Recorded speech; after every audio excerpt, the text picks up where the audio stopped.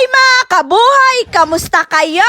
Ngayong araw nga ang unang pasukan ng mga bata dito sa Japan. Tapos na nga yung 1 month summer vacation nila kaya back to reality na naman. Dahil nga nanay tayo, maaga akong gumising para asikasuin sila. Pagkatapos kong maghilamos at mag-toothbrush, dumiretso na agad ako sa kitchen. Madalian nga lang yung breakfast na ihahanda ko. Kumuha lang ako ng sliced bread at nilagyan ko ng ham and cheese. Pagkalagay ko ng cheese, nilagay ko na sa grill. Habang hinihintay ko maluto, naghiwa na ako ng apple at saging para sa dessert nila. Pagkatapos ko maghanda ng breakfast nila, sakto nagising na si Joe. Gulo-gulo pa nga ang buhok, halatang kababangon lang.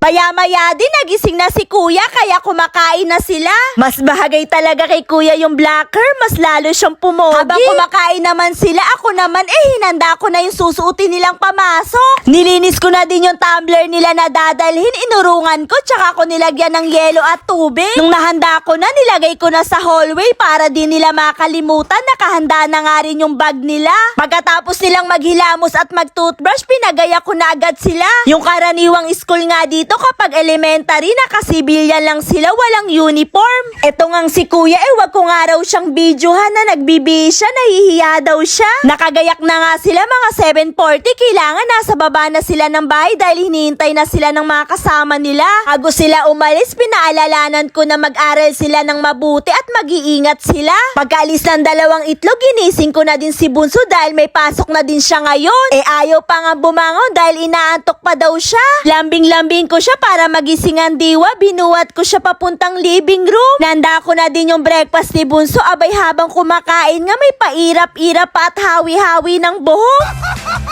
Kay arte. Tapos niyang kumain, naghilamos at nagtoothbrush na siya. Pero sa huli ako ang nagtutoothbrush sa kanya para siguradong matutoothbrush siya ng maayos. Siya na nga din yung nagbibihis sa sarili niya, hinahayaan ko lang siya. Kahit nga 3 years old pa lang siya, independent na. Lumalaki sila na hindi nila sa amin inaasa lahat. Pagkaya naman nilang gawin yung isang bagay, hinahayaan namin sila ni Hapon. 8:30, hatid na siya ni tatay niya. Excited nga daw siyang pumasok dahil bago ang sapatos niya. Bago sila umalis, syempre, goodbye kiss, si asawa at konting harot, ganun din si Bunso. Pagkaalis nila, nagsalang na ako ng labahin. Habang nakasalang yung labahin ko, dumiretso na ako sa kwarto ng mga anak ko para ayusin yung bed nila at maglinis na rin. Yung bed nga ni John, niroroll ko ng light remover. Ang dami ko ang nakuhang alikabok at himulmol. Sinunod ko na rin yung bed ni Kuya. Nakalimutan ko ang i-roll yung kay Ruri. Ngayon ko lang naalala, nakalimutan ko pagkakita ko sa video. Pagkatapos ko mag-vacuum sa buong kwarto nila, nag-vacuum na din ako sa hallway at sa entrance namin. Eringan si asawa, kanina pa daan ng daan, pumupunta siya sa room niya. Mini office nga dito sa bahay, may kinukuha siya at nagpapakyut na rin ata sa akin.